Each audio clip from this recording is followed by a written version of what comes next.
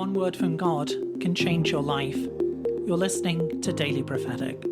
Sometimes the most frustrating moment is not failure.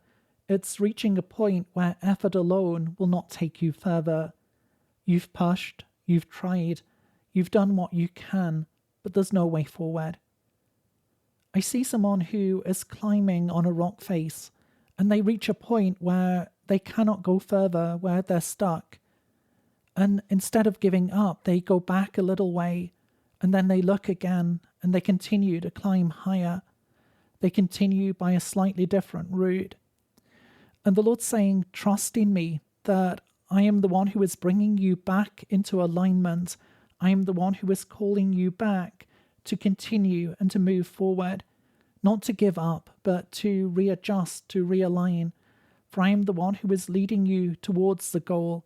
I am the one who is leading you forward towards the prize.